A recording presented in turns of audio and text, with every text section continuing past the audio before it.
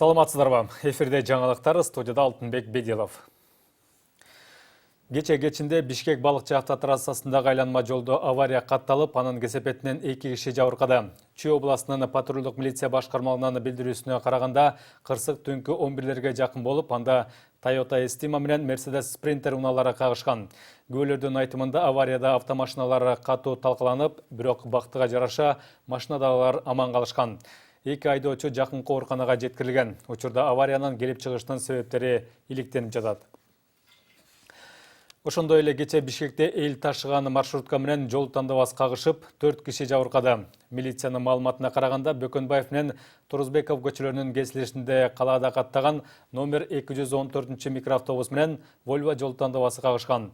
Байкоо камерасына түшүп калган видеого алайык, жол тандабасы жогорку ылдамдыкта келип, маршрутканы жолдун кесилишине сүзгөн. Катуу кагылган бус тротуарга күбө менен кирип барып токтогон. Күбөлөрдүн интернетке жарыялаган видеосуна караганда, тез жардам кызматы келип, жүргүнчүлөрдү карап жаткандыгын көрүүгө болот. Кайгыл милициясынын маалыматына караганда, жабыркагандардын баары маршрутканын жүргүнчүлөрү. Учурда кырсыктын келип чыгуу себептерин кайгыл кызматынын адистери териштирип жатат. Маршрутканын айдоочусу балалуу аялды жулкулдатып жатып, түшүрүп салган видео интернетке тарап, ал коомчулуктун катуу нааразычылыгын жаратууда. Учурда бул окуяны Бишкек мэриясынын транспорт башкармалыгы териштирип жатканы маалым болду. Күбөнүн айтымында окуя кече саат 17:30 чамасында Дордой базарынын жанында болгон. Анда Борбор калаада каттаган 185 маршрутканын айдоочусу аял маршруткага балдардын коляскасы менен кирген үчүн түшүрүп салган. Ошондой эле коляска эч кимге жолтоо болбогону, ал бүктөлүп бир бурчта турганы кошумчаланган. Колуна баласын кармаган келин болсо, орындукта да отурбай туруп турган.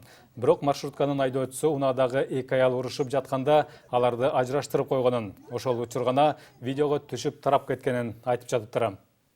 Чечим чыгарганча убактылуу жумуштан четтетип турабыз. Бул бир жумалык баягы жумуштан четтетилет. Андан кийин эгерде бул айдоочунун буга чейинки ушул транспорттук дисциплина боюнча мурунку замечанияларыбыз же болбосо бир нарушениябыз бар болсо, ошого жараша кийинки биздин баягы требованиябыз бул жетекчилигинен бул айдоочуну баягы совсем четтетип же болбосо жумуштан алдырганга барышыбыз мүмкүн да. Эми албетте буну биз баягы объективный карап чыгайлы деп биз өзүбүздүн комиссиябыз бар. Ошол комиссияга дагы салабыз. Бир жумасына бир жолу бул комиссия болот. Ошого чейин кандайдыр бир маалымат бизге топтолуп калса, баягы жумуштан четтетилгенин кайра карайбыз да.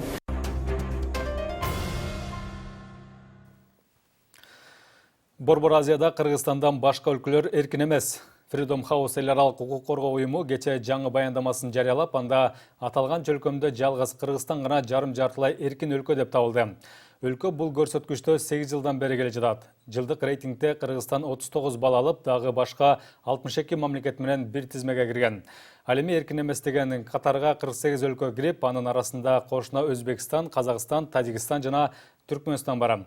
Ал эми дүйнөдө эркиндиктин эң жакшы көрсөткүчү Финляндия, Норвегия жана Швецияда деп белгиленип, мамлекеттер 100 баллдан алышкан. Алардын катарына 84 балл менен Монголияда кирген. Ал эми таптакыр эркин эмес өлкөлөр деп Сирия, Эритрея, Түштүк Судан, Түркмөнстан жана Түндүк Корея табылды. Кыргызстанда жеке маалыматты коргой турган мекеме түзүлөт. Бул тууралуу маалыматтык технологиялар жана байланыш боюнча мамлекеттик комитеттин төрагасы Дастан Догоев билдирди. Учурда тиешелүү токтомдун долбоору даярдалып жатыптыр. Мекемелер менен макулдашып, аны кабыл алганча 2-3 ай убакыт талап кылынат экен. Жетекчинин айтымында жеке маалыматты коргоо боюнча мамлекеттик орган түзүү мекеменин жол картасында каралган. Жаңы агенттик Догоев жетектеген комитетке караштуу болот экен. Эске салсак, буга чейин депутат Марлен Маматалиев Кыргызстанда акча төлөп, каалаган адамдын жеке маалыматын билсе болот экен деп пленардык жыйында айтып чыккан. Эл өкүлү буга мамлекеттик каттоо, мамлекеттик салык кызматтарын, социалдык фонддун жана уюлдук байланыш операторлорун айыптаган болчу. Дүйнөдө коронавирус илдетинин жайылып жатышына байланыштуу мамлекеттик каттоо кызматына кыргызстандыктарга жалпы жарандык паспорттарды берүүнү тездетүү тапшырмасы берилди. Бул тууралуу өкмөттөн билдиришти. Себеби учурда Кыргызстанга ID карта менен кирүүгө тыюу салынган. Ал эми жалпы жарандык документ менен жаран кайсы өлкөдөн келе жатканы атайын электрондук система аркылуу көрүнүп турат. Бирок ага карабай ID картасы менен чет мамлекеттен келип алган кыргызстандыктар атайын кабинадан кошумча медициналык кароодон өтүшөт. Эске салсак, учурда эпидемиологиялык кырдаалык курчуп турган өлкөлөрдөн келген кыргызстандыктар келери менен 2 жумалык карантинге алынышат. Ал эми акыркы 1 ай ичинде ал өлкөлөрдө болгон чет элдиктер Кыргызстанга таптакыр киргизилбесин деген чечим кабыл алынган. Учурда коронавирус Кытайда, Түштүк Кореяда, Италияда, Иран жана Японияда өзгөчө күчөп турган маалы. Коронавирус көп катталган 5 өлкөдө Кыргызстандын 3000ден ашуун жараны бар экен. Саламаттыкты сактоо министрлигинин маалыматына караганда, Кыргызстанда баш аягы 1500 адамдан анализ алынып, бардыгы таза чыккан. Учурда 300дөн ашык киши обсервацияда жатат. Бүгүнкү күндө коронавирус боюнча биздин Кыргызстанда туруктуу деп айтсам болот, жоопкерчиликтүү түрдө. Бирок Кытайда кандай кырдаал курчуп турат, жана башка көп бир топ мамлекет өлкөлөрдө да кырдаал курчуп турганына байланыштуу биз дагы тиешелүү чечкиндүү чараларды бул жагынан көрүшүбүз керек, көрүлүп жатат.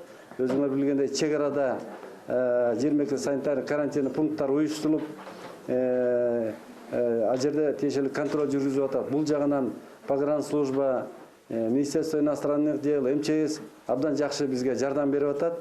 Оператив түрдө көп маселелер чечилип атат да. Бүгүнкү күндө бизде Кыргызстанда бир да учур катталган жок. Бирок биз катталган жок деп сүйүнүп отура бербей, чечкиндүү чараларды колдонушубуз керек. Биз ошо биздин жарандарга убактылуу чектөө киргизгенбиз. Эгер Кыргызстанга кирип жатканда, эгер колунда заграничный паспорт болсо, ошо заграничный паспорт менен да Кыргызстанга өткөзүлөт. Эгер Кыргызстандан чыгып кеткен жарандар болсо, бирок ошо акыркы 5 күндөн ашык башка мамлекетте болуп калса, Кыргызстан Республикасына кирип жатканда, ошо 5 мамлекетте болбоду деген бир тастыктоочу документтерди чек ара кызматына көрсөтүш керек.